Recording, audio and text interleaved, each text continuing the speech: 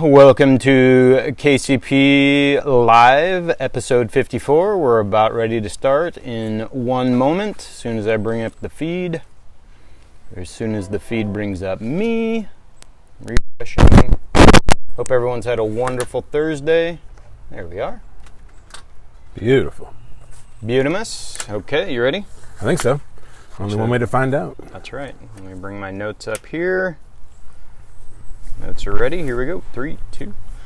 Good afternoon, good evening, and good morning. This is Kinetic Chaos Podcast number 54. I am your host, Will, joined as always by my good friend, Wes. Right here I am. He is on my left as usual. Today we are broadcasting live outdoors in the beautiful Pacific Northwest weather, 70 degrees in October. Can you believe it? Nothing wrong with that. Nothing wrong at all. I can't believe that I'm sitting out here without a coat on of any sun. That is stunning because the sun angle is dropping here, it's going to start chilling down pretty quick. I know. Luckily, though, we are broadcasting early enough in the day that I should not freeze my baguettes off. And we'll make it through without any goosebumps if everything works. There you go. Works as well. Steve, hey, what's up, dude? How are you? Hey. You is the sound all right, Steve? I'm doing a little sound check live. I hope so. We'll. I'm assuming that they will, and so we'll get going here.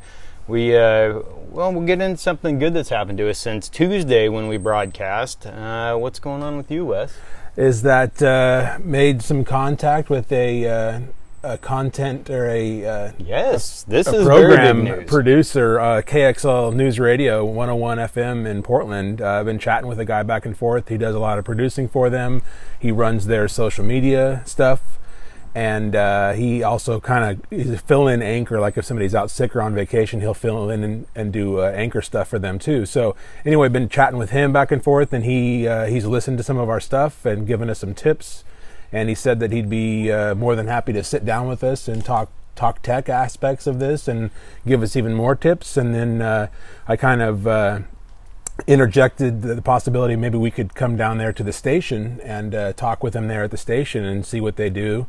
And he said, yeah, absolutely. So hopefully within the next 3 or 4 weeks or so, then we'll be heading down to downtown Portland to KXL News Radio and seeing what they do. That'll be pretty incredible for us to go from the backyard here to a real live radio station with big fancy tools that I'm absolutely not familiar with whatsoever.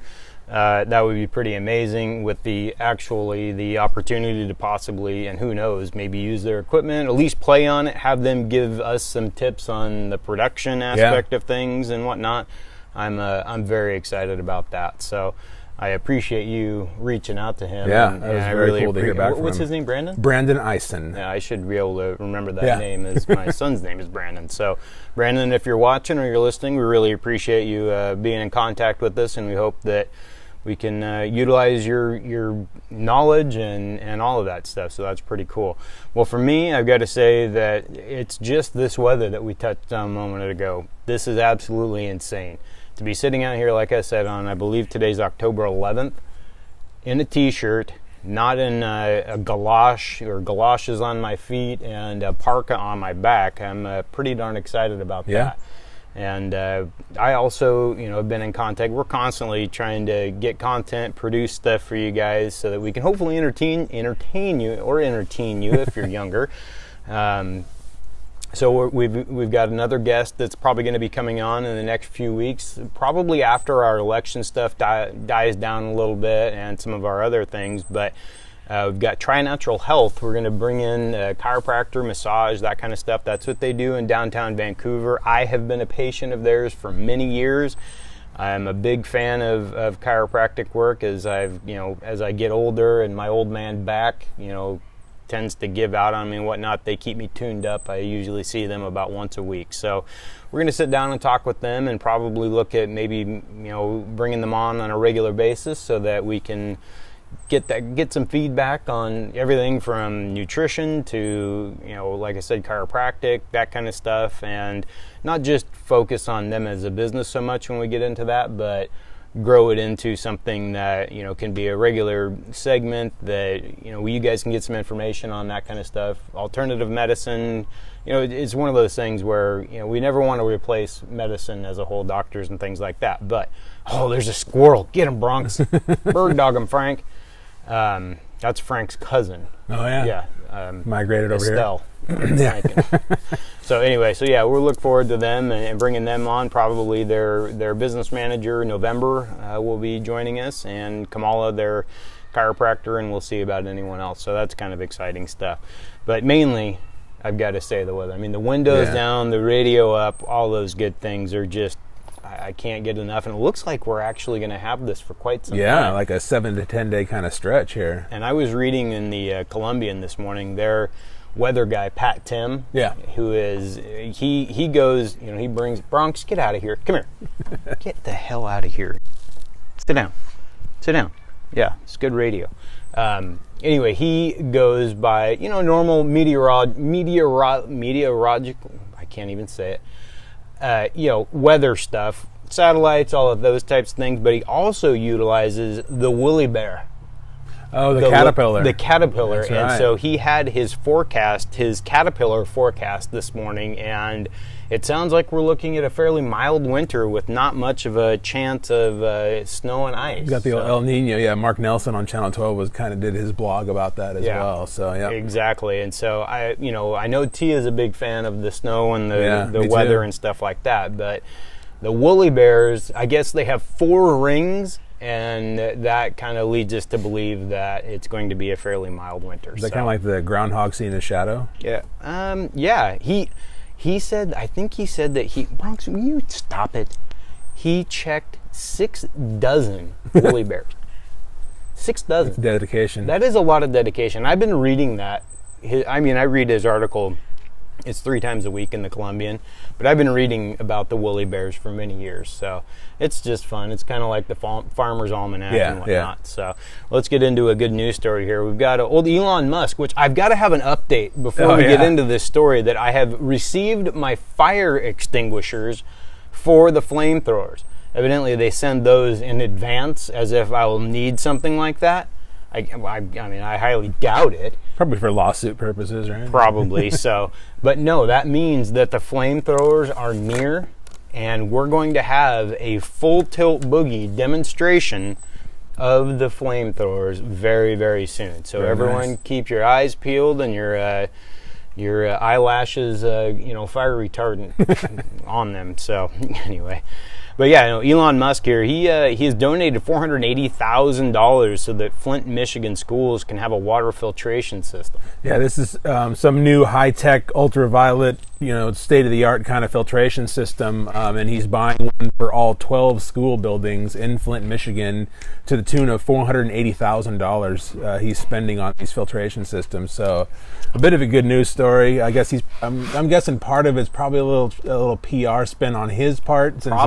Since he's been having a lot of issues in the media lately. I'm guessing he's trying to repair some reputation here. But yeah, I think he's got a lot of PR work to go. This is one foot down, $850 million to go, because I don't think this is going to buy anything with the SEC or investors or anyone like that. Yeah. But as long as it helps the schools, that's a good thing. Yeah. So as we can see, the video is going kind of a little wonky, but we're streaming on. Steve and Jason, we appreciate you guys watching. Hopefully things continue to clear themselves up there. Well, as we get into the hot sheet, we're in a freestyle Thursday or Friday Junior. The Junior Varsity Friday, we dubbed it this morning. Yep, Holly's term she brought out. Yep, that was pretty awesome. I gotta tell everyone, the Platinum Moms, their podcast that we dropped yesterday was absolute fire on social media and the negative aspects of it and things like that. If you guys get a chance and gals get a chance to listen to that, I highly recommend it, because it was a really entertaining conversation as per the usual, but to get their take and their thoughts on how the youth of America is, both of them being mothers, are affected by that, and with young kids and moving forward, it's a great discussion that we need to have. Yeah. And so we want. And Holly's watching now, so hey, Holly. Oh, Joe. We're talking about you. What's happening? Yeah, exactly. So, well, in the hot sheet, number 1 here, Hurricane Michael. That has been a terrible, terrible deal. And so we want to kind of touch on that a little bit here. Yeah, so this was Hurricane Michael struck the panhandle of Florida, and it was, as it made landfall, was a Category 4 with winds registering 155 miles an hour. And that went down now as the strongest hurricane in history to hit the panhandle of Florida. And that's pretty major stuff. Widespread devastation. Last update I read, which was this morning at about 7 or 8 a.m., was that they were, as of now, known 2 fatalities was the death toll as of now, but I'm sure that's probably going to end up going up. Yeah, so. I'm sure it is. And, as I was kind of watching things yesterday on the news, as it unfolded, I didn't see much of the coverage, but it looks like we got some choppers above us. Hurry, run, go, get to the chopper. Anyway, they were saying that these places that it was going to hit haven't been hit in many, many years, and some of them were pretty darn historic. Yeah. And so they were really hoping that those kind of places would be kind of saved a little bit from the. Jason just updated this a little bit, said that there's 6 fatalities now, so that's unfortunate. And one picture, I only saw a few pictures online, but one of the ones that was really striking to me was an aerial shot of a high school gymnasium. Really? And a couple of the walls had gotten kind of blown over, but the roof was almost like the lid on a sardine tin, where the roof was actually coiled up and peeled back. Are you kidding me? It was just unbelievable looking. These are the things that, it's so sad that we see these kind of things. It's part of living in that area, though, and you know what you're going to be dealing with, and it's a way of life for them, though. They know what to expect, even in these areas that are not so much into the, even if it hasn't been hit in many, many years. In one of the cities it was in had like the country's oldest tree of some sort something, and so they were afraid that was going to be affected or something like that. But we hope that everyone's all right and we can they can survive, or not, it's over now, but get back, build everything back up, and see where we go from there. So number 2 in the hot sheet is something we were talking about quite a bit yesterday, and that's that Nikki Haley has resigned as the UN ambassador. And that's pretty crazy. This is effective at the end of the year, so she'll stay on through the end of this year. She had said in her announcement that she'd been mulling this over for quite some time, for the last several months, and just decided that it was time to go. And a lot of the insiders speculate that, there's multiple reasons, but the biggest reason right up front is that it is an incredibly high stress job. Oh, I can only imagine. Just the burnout factor obviously would be immense. So she probably just needs to step away and take a deep breath, kind of thing. So speaking of which, I'm going to step away and put Bronx away real quick. So some of the conspiracy theory kind of stuff is that she may try to mount a primary challenge to Trump in 2020, but she quickly dismissed that and said that she was not interested in that, and in fact she would be campaigning for Trump in 2020, and she was not going to try to run for president in 2020. However, there are numerous pundits on both sides. I've read there was even a couple of MSNBC anchors that were talking about her in regards to it. So there's pundits on both sides of the aisle that feel very strongly that she is setting herself up for a 2024 run. I think that's probably true. And I'd welcome that, because I like everything I've seen of her. I like. So. Yeah, she's been a great asset to have in the and we talk about the turnover and whatnot in the administration. She's been a great asset in the United Nations, and a diplomat that can be looked upon that has when she speaks, people listen, and she's a good look for us as the United States that we need. Yeah. As we've talked about probably in the last podcast, where we kind of sometimes don't have the best look there. So we wish Nikki well in whatever she does, and hopefully she can chime in 2024. We'd probably like it in 2020, but going after an incumbent, that's kind of a tough deal. That's risky. So, yeah. Anyway. Number 4 here, Sears. I'm going to, this is something. 3. Oh, excuse me, number 3. I'm skipping ahead here. I'm so excited for the freestyle. Heck yeah. Number 3 here, we have a Turkish journalist. We have a lot of disappearing folks lately. Yeah. Saudi Arabia, well, this Turkish journalist has disappeared, and Saudi Arabia is suspected of being involved. Yeah, and this is pretty interesting and scary, but the reports are that U.S. intelligence intercepted some communications among Saudi officials plotting to kidnap this guy, and Really? Sure enough, he went missing, so they're thinking, obviously, that's exactly what happened. He is a Turkish native and a journalist, and he has written a lot of pieces critical of the Saudi government, so he's obviously high on their hit list, probably. Mm-hmm. And Trump actually came out and spoke about it today, as did somebody else. I don't know. I don't think it wasn't Bolton. Anyway, a couple or another person in the administration spoke out against it today, and saying that if they didn't turn him loose, basically that they're going to be in trouble, kind of thing. So they're really putting the screws to Saudi Arabia. And it's interesting because Saudi Arabia is one of the regimes that Trump has kind of buddied up with. Oh, big time. In his administration. So now to have something like this happen, and Trump's got to stand up to him where he's been fairly friendly with him before, this is going to be interesting to see how this plays out. Yeah, and we'll see if they...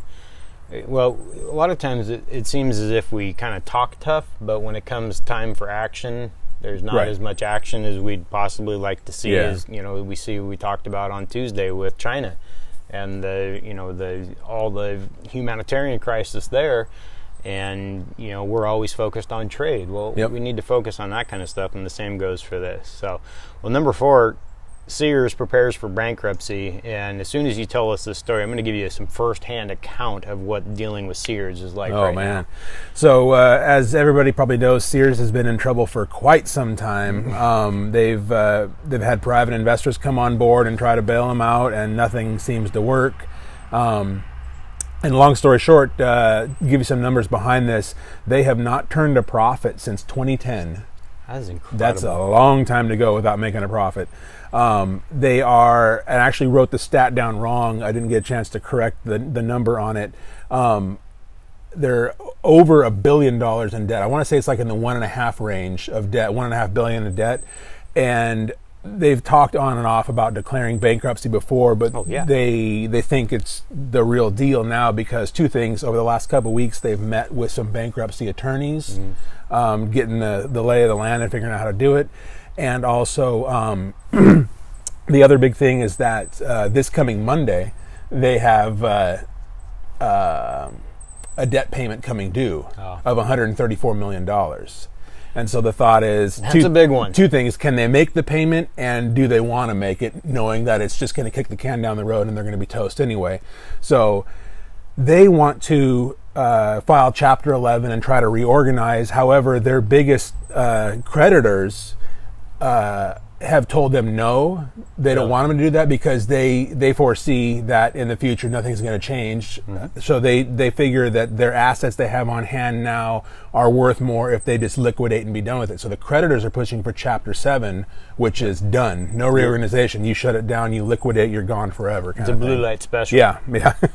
Because taking on Kmart was not one of the smartest. Yeah. Oh man, no kidding. So a couple other stats for you, pretty eye-opening stuff. In the last year, their shares have fallen over 85% in the last year. Because they're down below $1, I believe. And the analysts attribute the big part of the problem is that they have failed to keep up with the online shift. Their two direct competitors, or two closest competitors, are Walmart and Target, and both of them have managed fairly well to kind of, shift to an online presence and have a dual online presence and a storefront presence. But for some reason, either due to inability or not wanting to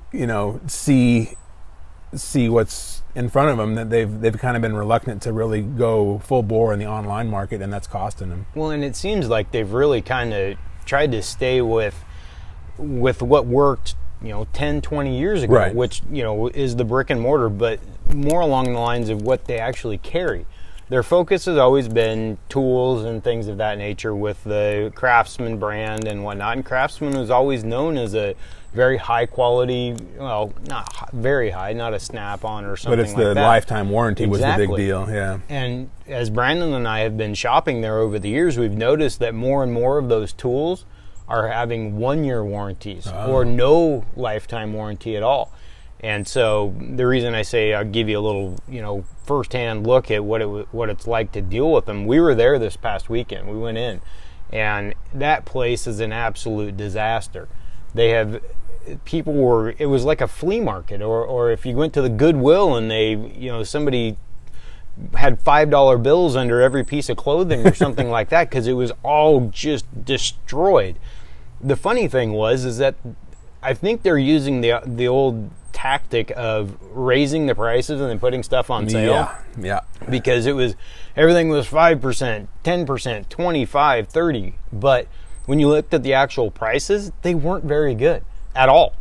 I mean, we were looking at some toolboxes and things like that, and I was very disappointed. I didn't buy anything because there was nothing there that was really of value to me whatsoever. And if you guys really are trying to liquidate, and they had liquidated a lot of their inventory, except for the clothes that it just seemed like a twister the Tasmanian devil went through, or my kids before they cleaned their room, and it was everywhere. But to kind of go back to the shift that they should have made, any type of business needs to be nimble. Especially, I know that a big business like that can be difficult, but if Target, if Walmart, if it doesn't matter who it is, if they can see the tea leaves that the future is the internet, and overall, I mean, look at Amazon. They centralize their processing and then ship from these huge locations. And obviously you got a lot less overhead that way because you're not having to manage huge stores and staff a whole bunch of stores. Exactly. And no hours to worry about. People can buy from you 24 hours a day.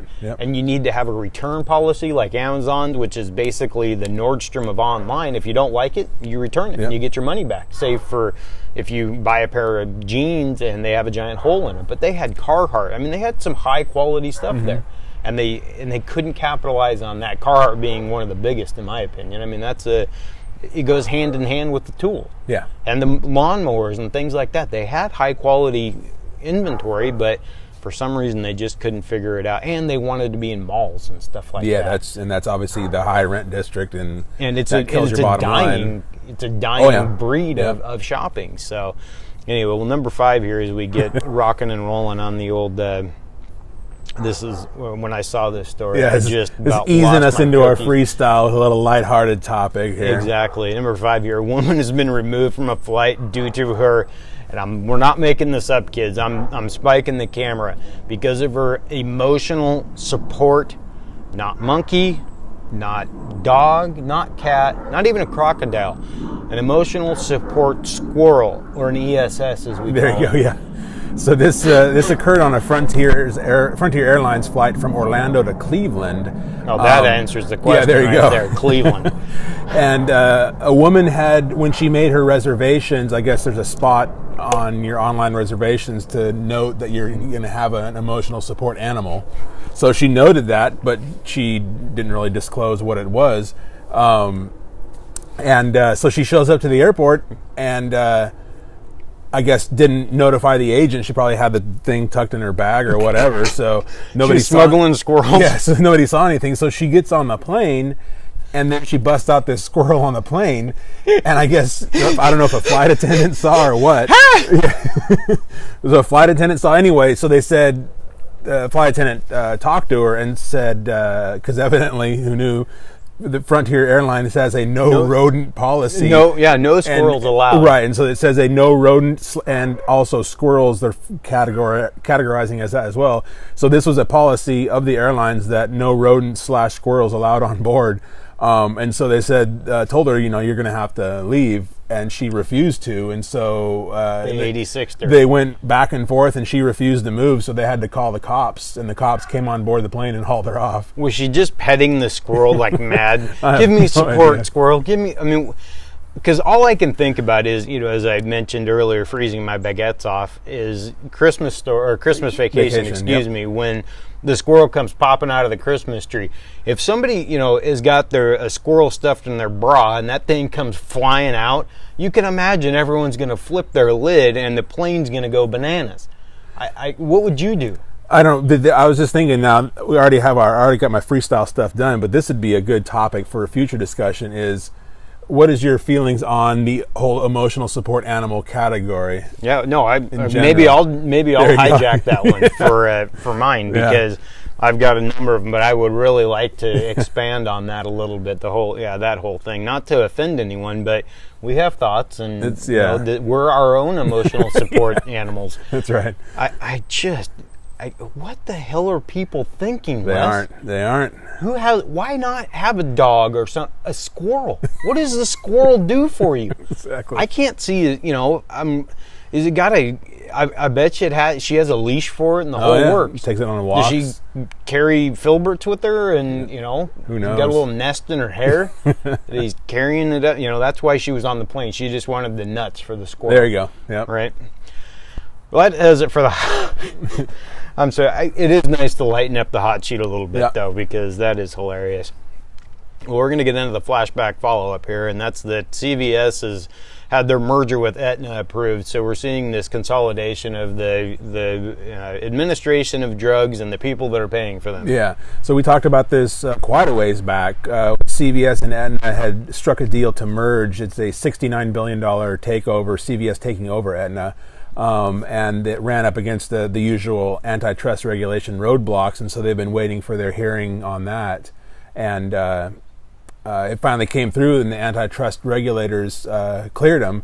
They did put in a couple small stipulations, but for the most part, they are cleared for the merger. So that'll be interesting. And now does this clear the roadblock for the next, who's next? Walgreens and Humana. I mean, I think that you're going to see that. So I mean, I think it's almost a natural thing, like we've seen automakers and software makers, with cars, and whether it's the Microsoft Sync and the Fords and Apple CarPlay and things like that.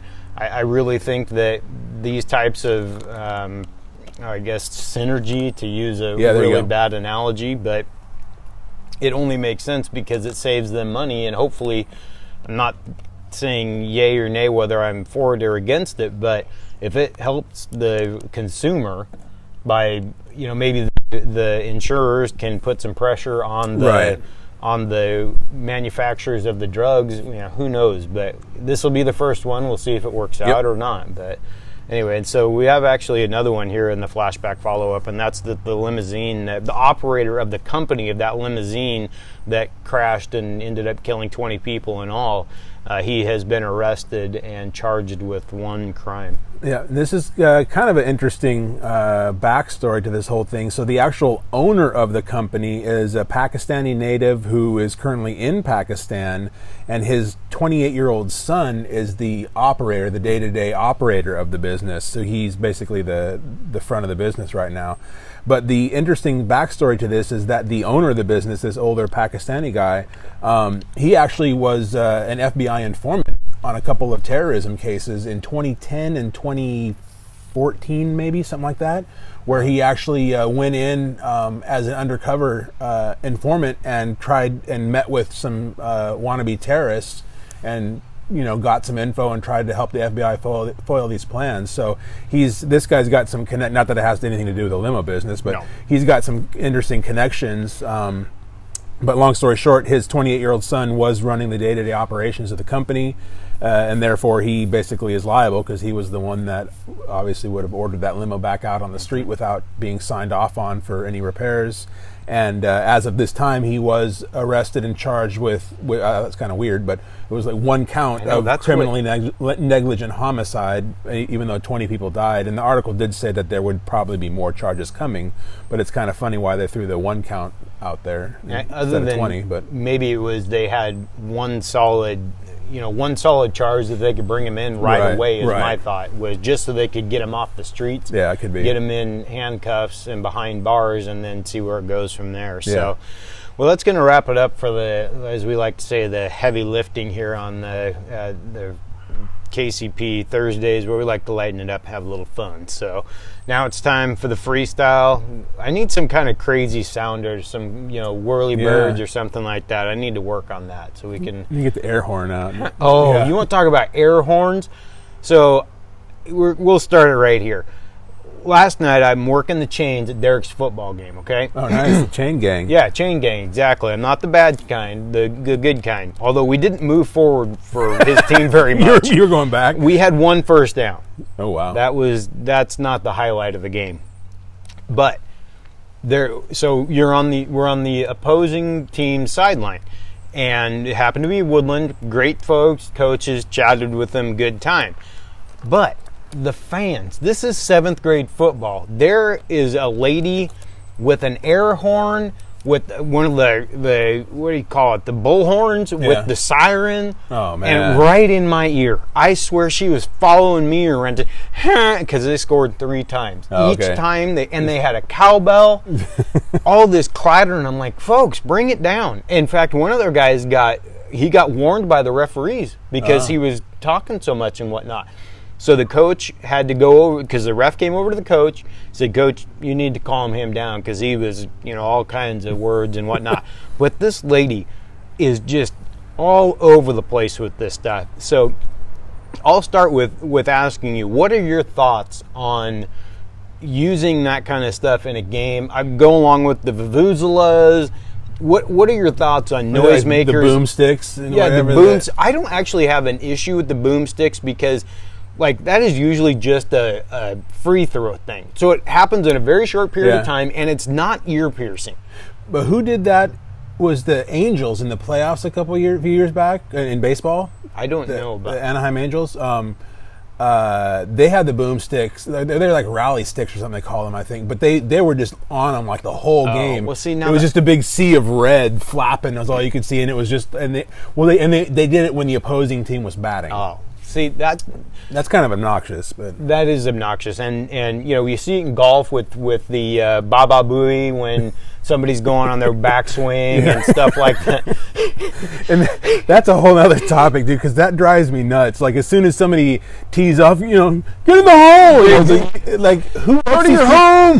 Who lets these people on the course? It's ridiculous, right? Man. But all of it goes to how it impacts the game, whether you're using it as a deterrent or not a deterrent, something to just bug the batter or the quarterback or whatever it may be. But, there is a certain level of, I use the word decorum quite a bit, but I like to see some of that just to be not obnoxious at a game. I would say, first off, whoever you're trying to distract, the batter, the dude shooting the free throw, whatever, those guys are pros. They can handle that. So you're not annoying them. You're annoying the people that are sitting around you is what you're doing. Exactly. You got no effect on the guy that you think you're trying to affect. Well, they have this, it's an actual thing. It's I don't know what the term is, but it's basically athletic deafness.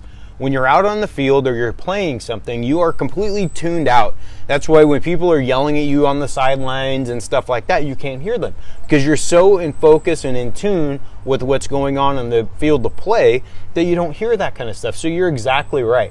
If you're at Yankee Stadium and you're up to bat like Giancarlo Stanton, who needs to get his ass out of town, talk about can't hit the slider. Oh my gosh, there is nobody that shows up in mid-June to hit a bomb better than Giancarlo Stanton. I'm sorry, that guy needs to catch the next subway to Jersey.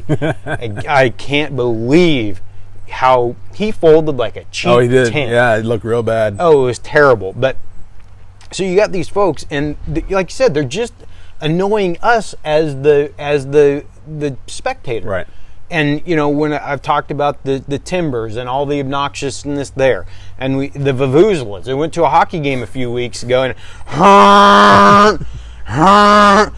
who came up with that? Who was sitting there in their garage like, how can I make something really irritating and make it better? I'm going to make a vuvuzela and then get in a stadium and hear those things. It's like a bunch of dead moose flying around you. Yeah. I just can't handle it. I think it's, there's a certain time and place, like the boomsticks.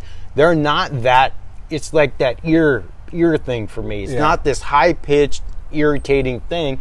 you clatter for a little bit. After the free throws missed or made, it's over. Yeah. I'm fine with that, but everything else, come on, guys, I agree. take it easy a little bit. So I just completely hijacked that one as my first one on that's good. The old And for my first one, I'm going to stick with the sports theme. Okay. At what age, good timing because we got Mr. S is watching here. He can chime in on this too. At what age is it good to transition kids from the casual, just having fun playing a game to being more competitive, competition oriented? That is to say, like, in a soccer game, obviously my daughter is 5, she plays soccer now. In no reasonable aspect do I think that should be competitive at that age, because they don't understand the game. They're still learning coordination, they're learning all sorts of stuff. To try to have them focus on the competition aspect at that age, I think it's way too young. But at what point do you start ingraining that into kids, that it's good to compete and it's good to want to try to be better than your opponent? Where do you think that age-wise should come along? Well, I think that to some degree it is inherent with playing the sport. You develop a desire to win because you go toil in practice. Usually it's not the most fun time. Right. You have practice to get ready for a game, and that competition is the payoff for all of that event is the payoff for all the practice. So I think that it's something that they build amongst themselves. Now, for us, we're talking about keeping stats, and that's what I was going to bring up too. Is I've been out of the juvenile sports world for a while now. My daughter's just not coming into it, but that also dovetails into what I was talking about. At what point do you start keeping score? Also, So as somebody who is, Brandon's 19. We went through.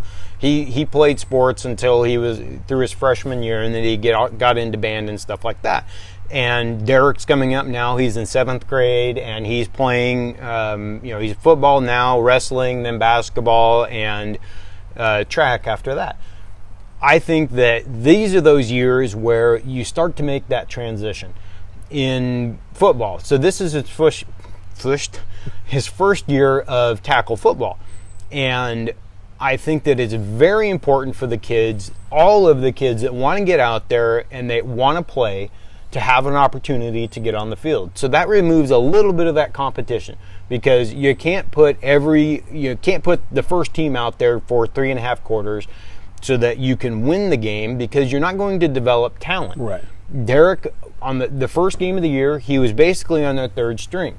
Okay, he got in for 4 plays the first game of the year up in the Dalles. Transition that to now.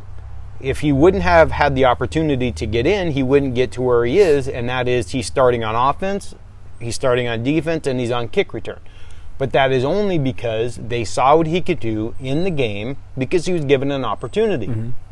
So I think that you start to make that adjustment for the competition side of it in these years. Now, kind of what you're talking about, though, I think freshman year in high school is a great place for that kind of thing to start happening. That's when the real formative years in terms of socially, in terms of setting up life skills and whatnot. That's when that stuff really starts to step up. At least I know it did for me. Yeah. I mean, John Carver had a huge impact on me, and that was because I played freshman football for him and I wrestled for him. And he taught me that you can't half-ass anything, and that you got to be tough. There's a difference between being hurt and being injured, and that you've got to suck it up. Find that intestinal fortitude to get out there and drive yourself to overcome whatever may be bothering you, so that you can help your team win. Right. And so I think that the freshman year is when that stuff really, I like to see it kind of step up. What do you think? I would think a little earlier than that. I would say more middle schoolish. Okay. I think is a good time, particularly if we're talking about and not so much the stats aspect, like you're saying, you're charting pitches and all that kind of crud when the kid's 3 years old, but right. But in terms of actually keeping score and keeping track of the team's record throughout the year, I would say middle schoolish. Would I say no earlier than that? Yeah, I think that's a really. I think that's a great thing. And as Mr. Estes has kind of chimed in, exactly, don't be the parent that keeps stats for the kids. Oh, yeah, definitely. I was subjected to that when Brandon he played baseball when he was, I think, 9 or 10. And that the coach would come out, and Brandon had an eye issue, or has an eye issue, and it affected his depth perception. Well, what does baseball rely on? Number one, when you're hitting, you've got to have depth perception. So unfortunately, that season he didn't get a hit. But every game, that coach would march out because they kept the box score and tell every kid what their batting average was. And so what it did was it demoralized him. Because all these other kids, and the coach's kid was playing up a year, so he got, he was the next, shortstop of the century.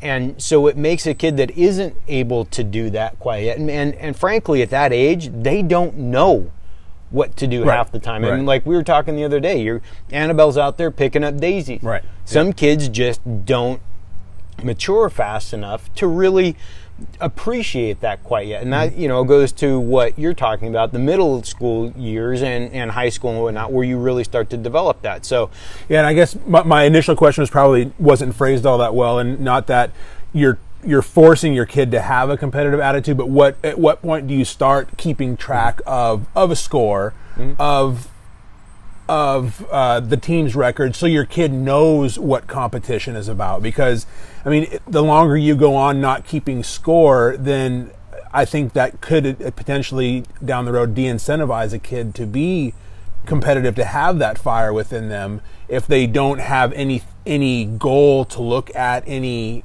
benchmark to base themselves on. So, and not so much, I guess my initial question was a little badly worded. So not so much, I don't want to come off like, at what age should you force your kid to be competitive, but at what age should you start maybe introducing a more competitive aspect to things, such as keeping score and that type of deal? So I think that you're absolutely right. I think middle school is a really great place for that.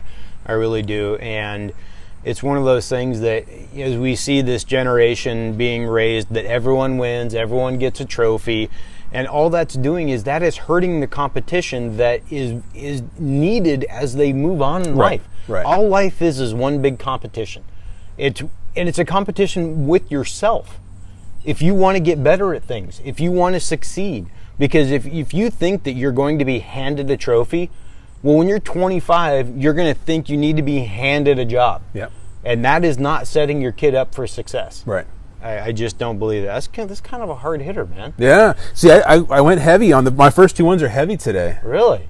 The last one is the top three. We'll keep the top three for the end. But yeah, I got some open-ended ones that we could roll with for a little bit. So okay. Well, I got a kind of this one as the reason I kind of thought up with this question, because it really, I don't think would ever be something you and I would probably look at, but it's an interesting question, I think. If money wasn't an issue, would you ever have plastic surgery? Nah. No, nothing. Nothing. See, I can think of like 800 things I'd rather spend a boatload of money on. I can think of 800,000 things I'd rather. I'm one of those people that I believe that what God gave us is what we roll with. Now, I may have had a few fingers removed, but that was just to try to make some things a little bit better. But no, I just can't ever see putting myself through that. And that's because I've seen these people, and what happens, I don't know, where did they get the pictures that plastic surgery actually looks good? Because I haven't seen many. Hey, I'm going to get a nose job or lips or a facelift. Yeah. You look like you're surprised all the time. The only thing that in terms of plastic surgery, in my opinion, that you could pass off as looking natural is some nose jobs. Are hard to tell. But yeah, the facelift, the Botox in the lips, or any of that kind of stuff, it looks so artificial and so fake. How do you think that even looks good? You don't even look human anymore. No, you don't. You look like you got two Goodyear tires strapped to your lips, and you're completely surprised by everything. Yeah. I mean, somebody just told you that your emotional support squirrel died, and you look like you're happy as a clam about it. Yeah. I can't see that. So, and I know that's probably more of maybe a female-oriented question, but it's a legitimate thing. When you see guys, they do stuff. I mean, from calf implants, man, go hit the gym, bro. If you have to go fake it to make it, then you're doing something wrong. Yeah. Be true to yourself and accept what you have and deal with it. If it's hey, I'm trying to get girls or whatever, if you're not the best looking guy like us, you work on your personality, man. You get a podcast, you try to get some jokes, and you be married for a long time before you do it. There you go. So yeah, no, I don't think I would ever have, because like we were talking about the last show about me getting a hand or something. What the hell would I do with it? Right. I'd probably flip you off most of the time like this. That's all I'd be doing. Okay, what's up next for you? Next one is my other open-ended serious question. It's actually something that you brought up a while ago, and it's something that I have a strong opinion about, and I didn't really think about it, bringing it up as a subject, but you brought it up a couple episodes ago on an off-topic. I thought, oh, sweet, I'm going to latch onto that. So, should sports contracts be guaranteed? Oh, oh boy, that is a slippery slope. So just for comparison's sakes, if folks don't know a lot in terms of professional sports, Major League Baseball contracts are 100% guaranteed across the board. Even from a rookie contract on up to the veterans, everybody is guaranteed. You sign your name on that piece of paper and you will get paid that money even if they cut you.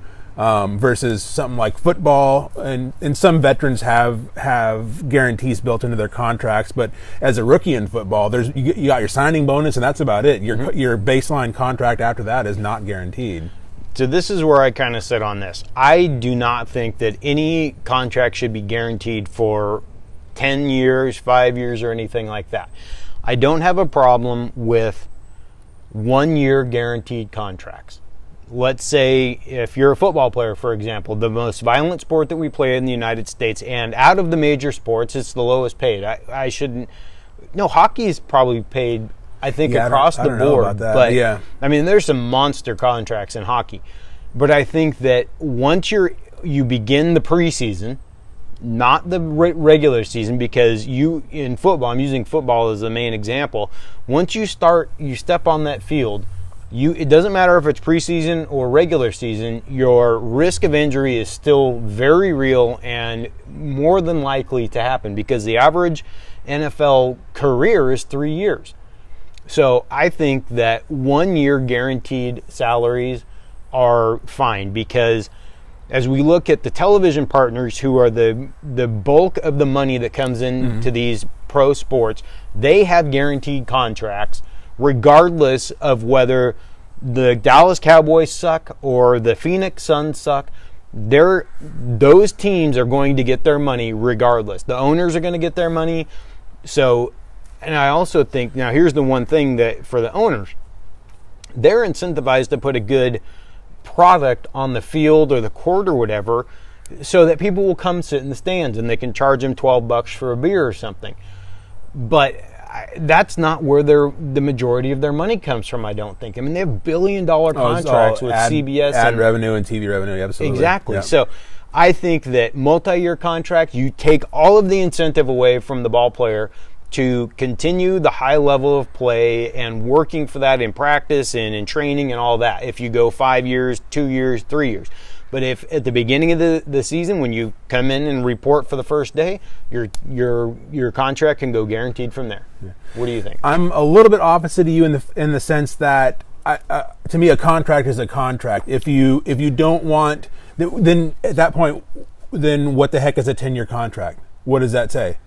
Nothing. Exactly. So having a 10-year contract that's not guaranteed is no different than having a 1 year contract, because if you're not going to put anything behind years number 6, 7, 8, 9, and 10, what's the point of signing for that long of a term? So I think it goes both ways, and actually I like it in the baseball sense, is that you see it with players like A-Rod or some people that sign these 10-year contracts, or Pujols, and then they flame out halfway through. Then oh, well, that's on the team. That's ownership's fault that they sunk all that money into this guy, and now they weren't fiscally responsible to think, probably by the time he's 40, he's not going to be playing like he's 30 anymore. Right. So we probably shouldn't extend him out this far. But they, for whatever reason, they don't see that far into the future. They're going to roll the dice and take that gamble, and a lot of times they've got to eat millions and millions of dollars, $10s and $20 million for basically zero production. Yeah. But on the other end, I mean, so I would say I am a fan of guaranteed contracts because you're signing your name that, yes, I agree to play for you, for this team, for 7 years. That's a contract. I'm agreeing to stay here. If I quit, then that's fine. I'm breaking the contract, and then you don't have to pay me. But I am telling you, I am dedicating these next 7 years to playing for your team. Therefore, that should be guaranteed because the owner's presenting that to you. You're signing it. That is a contract, a binding contract. But and then I'll go on the other end of the spectrum. So I do think it should be guaranteed. However, I do think that the long contracts like 10 years are absolutely ridiculous. What I'm a huge fan of, and it would take almost the point of collusion by the owners to get something like this done, is why don't you go like everything else in the real world and pay for performance? Yeah. You get a nice, low baseline, like $1 million a year baseline salary, and you have a whole bunch of escalator clauses built in there. You hit 20 homers, there's another $1 million. You hit 30 homers, there's another $1 million. You just put all these performance escalators in there. That would incentivize the players to do better instead of, I'm getting my $25 million, so I don't care if I hit 5 homers or 20 homers. It doesn't make any difference to me. Yeah. So, but if you throw these incentives in there, it gives them something to strive for. And not even, it can be all sorts of stuff like defensive stats. Like, if you have less than 5 errors on the year, that's a $5 million bonus. Stuff like that. So I think I would really love to see it, and I hold out no hope of it ever happening, but I would love to see a low baseline guarantee on a contract with a whole bunch of performance escalators built in. But how do you handle injuries when it comes to that? That is the other issue, but then why should you be getting paid if you're not playing? So, I mean, I understand it's not your fault for getting injured, but if you need Tommy John and you're going to miss the next 12 months, then you're not doing the team any good. I mean, granted, the team should pay for your surgery. All the medical stuff should be covered, but you shouldn't be drawing a salary for sitting there doing nothing. But the team is still making money on you. They're still selling merchandise. Right. Okay, so that contract that they have with the television networks is guaranteed. They're still going to make all that money. I think that, when I say the 1 year, I think that everyone should be just 1 year. Mm-hmm. 1 year, and then you have the opportunity to maybe work out a right situation where there's no money involved. Like a team, you have an option for, you can sign a 5-year rights deal, but your contract is negotiated each year and then guaranteed on the first day. Or you could say I have a $30 million contract for 5 years or whatever, and then say it becomes guaranteed the first day of each season. Mm-hmm. If you get hurt, well, so be it. You got hurt, and especially if it's something in the off season, you were riding dirt bikes and you crashed or whatever. But I think that those are the and we could go on and on about this. I like protection for the players. They are the ones that are out there risking to some degree their lives and to make these guys money. And I think I could be wrong, but I'm pretty sure, and that would, now that I think about it, that would kind of change my answer to the injury thing, is teams have insurance on the players. Mm-hmm. So if a player goes down and they're, like with baseball, you have to pay them their salary, they're going to have insurance protection on that player. I don't know what kind of premiums they're paying out on that kind of stuff. But so in that sense, I would be, now that I think about it, I would be okay with paying the players through injury because the teams are going to have an insurance policy on that player for that kind of an issue. So, well, you remember Darius Miles when he played for you probably don't actually, but when he played for the Trailblazers and he went down and needed microfracture surgery, he had a guaranteed contract. And I think he had to play only like 5 games in the season or something for him to get paid, which he did. But the team had an insurance policy on him, and so they were covered. Right. So I think what you said is a really good thing, and like you said, it's something that we could hash this all day long, but I like protection for the players because we know the owners, as long as they conduct their business well. Jerry Jones, he doesn't care if he lights money on fire. Right. That guy likes shiny things more than me in a candy store or whatever. It's just, I mean, Dan Patrick was talking about it this morning. He was going to select Johnny Manziel over, I can't remember who he took, but he took a guy that's basically is a lineman that's going to be a future Hall of Famer.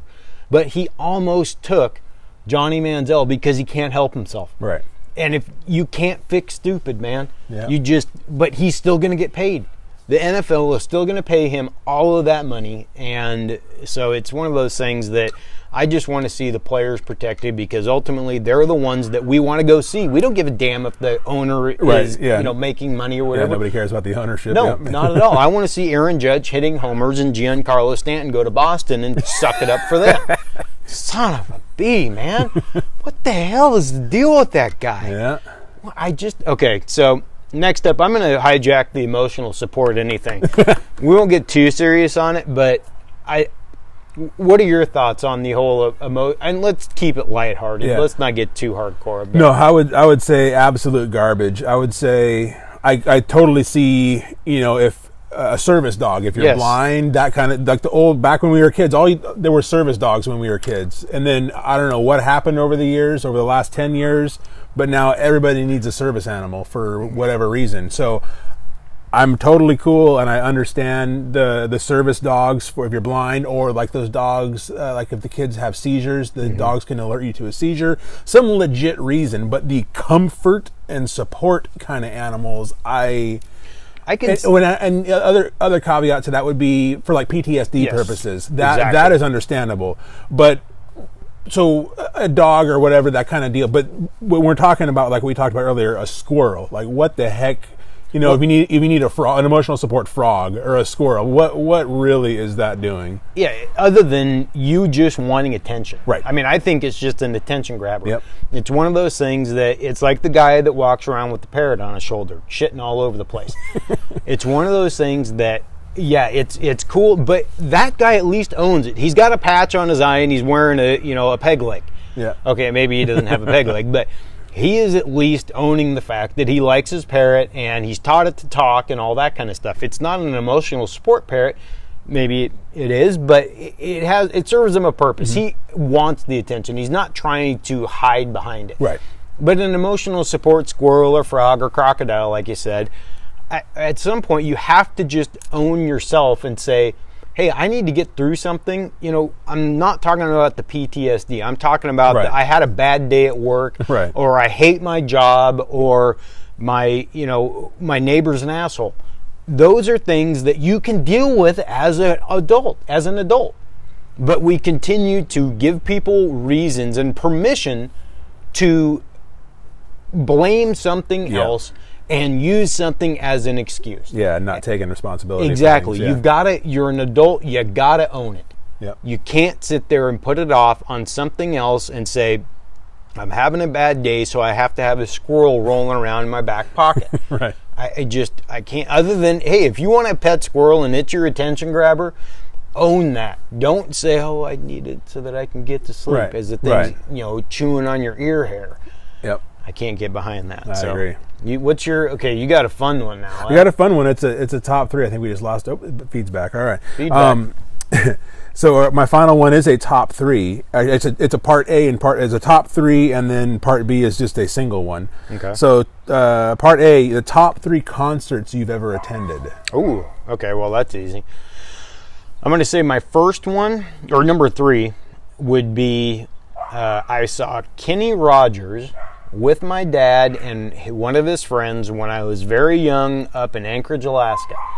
And I remember the concert to some degree, but I remember going out to dinner, and it was a thing that, hey, I got to spend the time with my dad, and I really I still to this day enjoy Kenny Rogers. Mm-hmm. And so that would be number 3 for me. Kenny Rogers, Anchorage, Alaska, probably mid-'80s. Somewhere around there. Yep. For me, number 3 would be Heart. I've seen them a million times. Really? Probably, not a million, probably 3 or 4. But it was also my first They were my first concert. Yeah. I saw them in the mid-'80s. My parents took me to Shoreline Amphitheater in the Bay Area. Okay. And saw them there for the first time.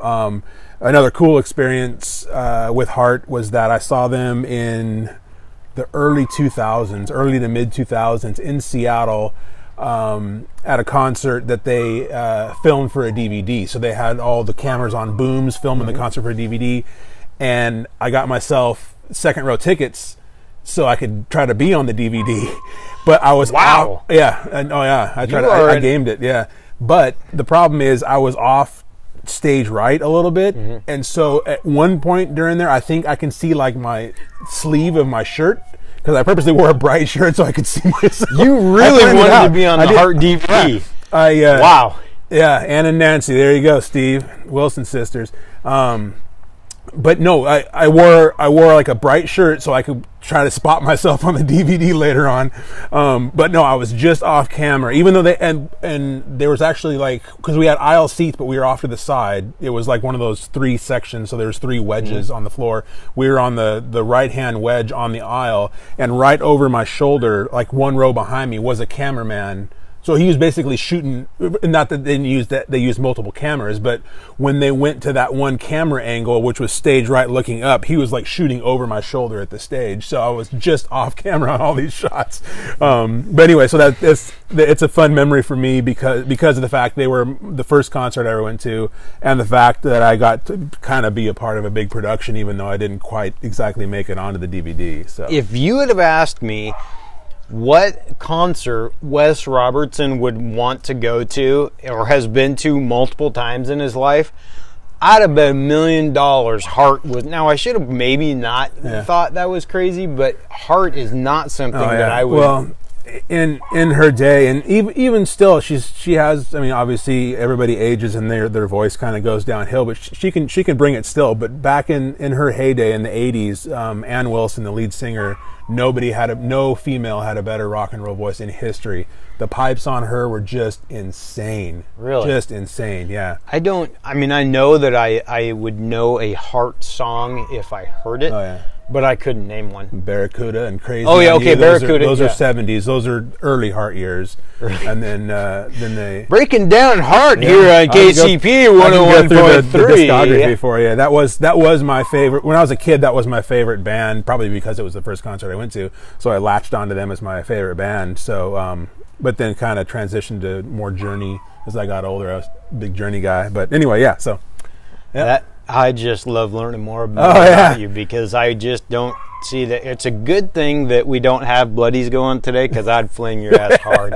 I would. I'd give you the business. No, but that's cool. And it's probably because it was your first concert and that kind of stuff leaves an indelible image upon you. Yeah. So, well, number 2 for me is an easy one as well. I haven't been to a lot of concerts in my life, and that's why it's fairly simple for me to do this. So I'm going to go mid to early 2000s. White guy from Washougal named Will decides that he wants to go see the Wu-Tang Clan with Rage Against the Machine. Wow, that's a combo. Yeah, well, here's where the story gets even better. So they're down in LA, I believe, before they're flying up here. And they have a show, and after the show, the Wu-Tang Clan, as hard as this is to believe, they beat up their manager. So they get 86'd from the show here in Portland. So and I had no interest in seeing Rage Against the Machine. At that point, I wasn't into their music. Right. Not that I'd heard that much. But my buddy Scott wanted to see Rage, and I wanted to see Wu-Tang. He wanted to see Wu-Tang as well. Well, they get replaced by the Roots. Holy crap. Talk about a game changer. I had heard of the Roots before. I was a huge fan ever since then. Really? Musically, they are so incredibly talented, and now they're on Jimmy Fallon. They're the band from Jimmy Fallon. Musically, they're playing all their own instruments. Their lead singer / rapper is, he's got a great voice. He can flow, all of those things. But I became a Rage Against the Machine fan, and I became a Roots fan because of that night. It's hilarious that Wu-Tang Clan beat up their manager. I feel sorry for that guy. But that was an incredible experience for me to see the people there, to see the whole show is absolutely incredible. So I will say that would be into my number 2. Interesting. Number 2 for me is Boston. And same kind of deal as Heart, because they were my dad's favorite band. You really are the K103 guy. No, KGON, 92.3, classic rock. Yeah, K103 is easy listening. Well, you're an easy listening. No.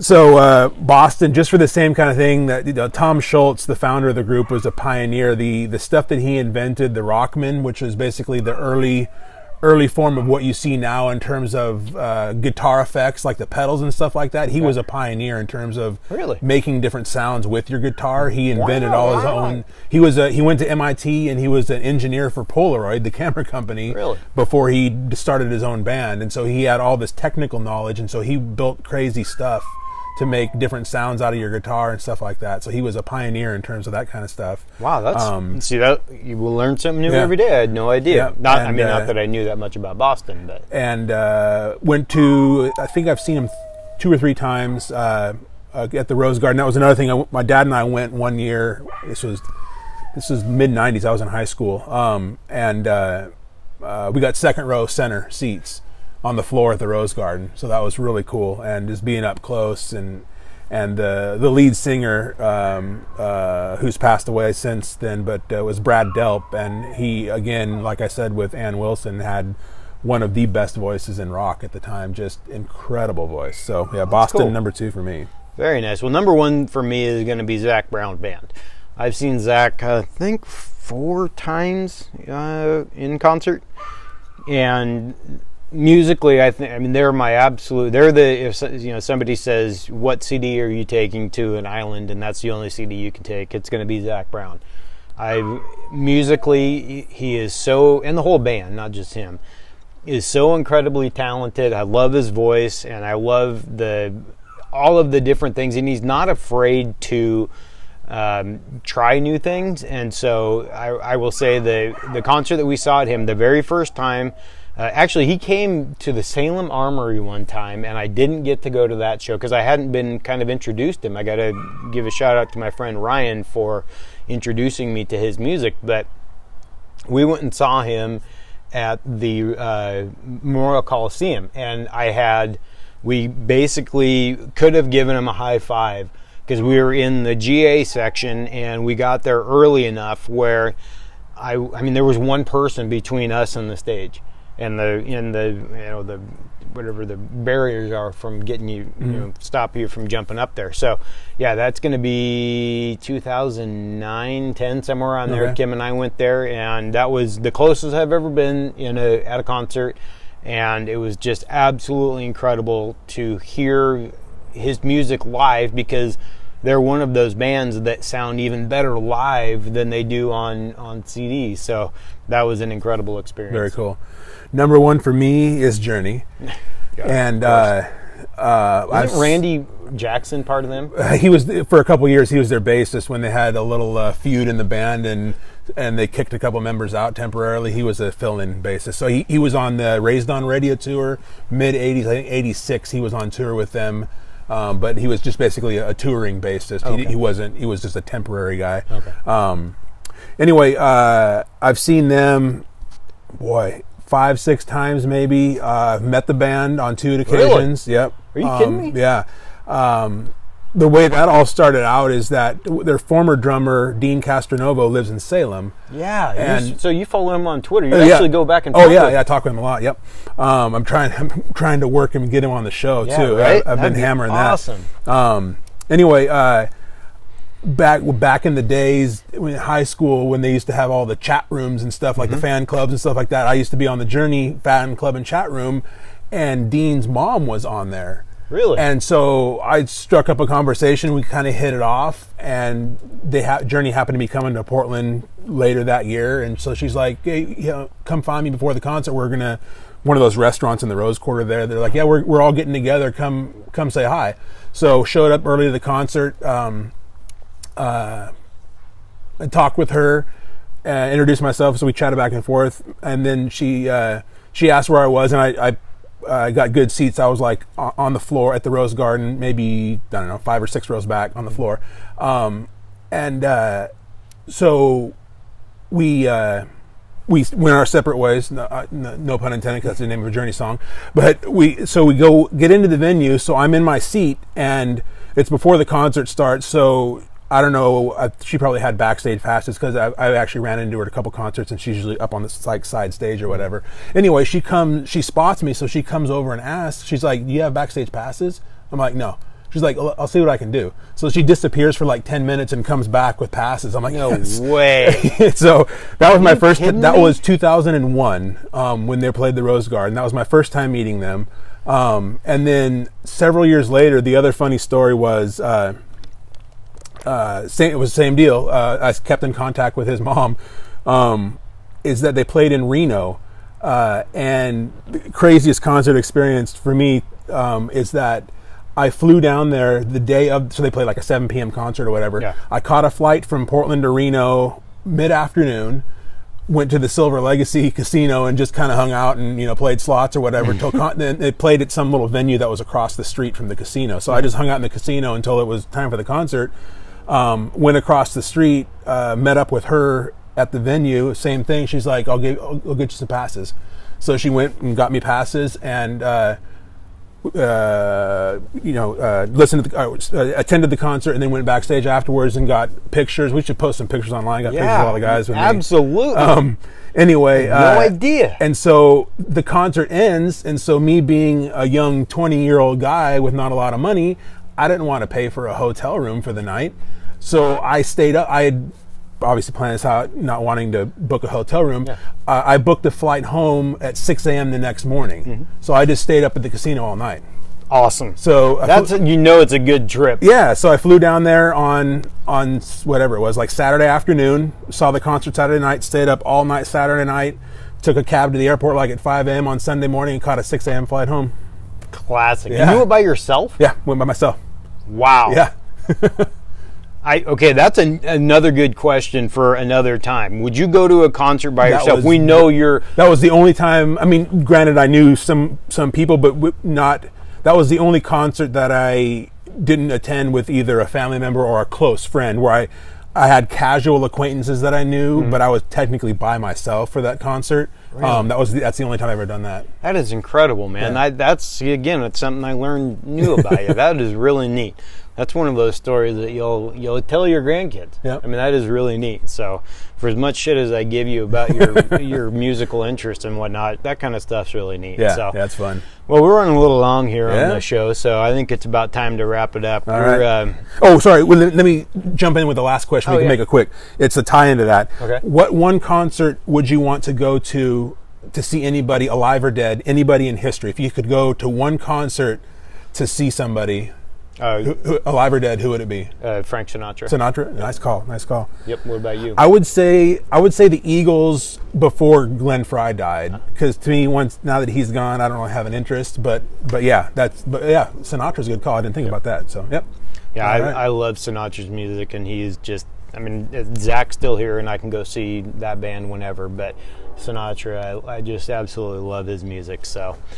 Well, that will do it for us here on Kinetic Chaos Podcast. Do you have anything else that you would like to chime in with? Oh, just that we rebooked Larry for this coming Monday. So thank you to Larry and Steve and Melissa for getting him rebooked on short notice. So this coming Monday, we will have Larry on again. Larry Hoff. So we'll get him. We're really excited to get him before the big election coming up. So we'll have that, and we'll have everything else that we've been talking about lately. Steve is into Pink Floyd and Def Leppard. Yeah, how am I not surprised? Def Leppard is awesome. I can't get behind Pink Floyd. I know Steve will flame me because Steve is a huge Pink Floyd fan, but I can never get into their stuff. But Def Leppard, definitely. Def Leppard, just because they're drummer and I have something in common. The one arm. So, yeah. Well, that has been Kinetic Chaos Podcast number 54. We thank everyone for watching at home. Thank you for listening. We will catch you on Monday with Mr. Larry Hoff and more fun and excitement. That's right. See you then. We go. Bye, guys. All right, guys. I'm going to unplug and go shut the camera off. Yes, indeed. Thank you very much. Thanks for watching. Sorry, I know the feed's kind of gone in and out. This will probably be close to one of our last shows outside, but we'll see. Actually, we got stuff with Tracy coming up, so we'll have some stuff outside. We may just film that and shoot it or upload it to YouTube. We'll see how that all works out, depending on the weather and whatnot. But thank you guys very much. We'll talk to you soon.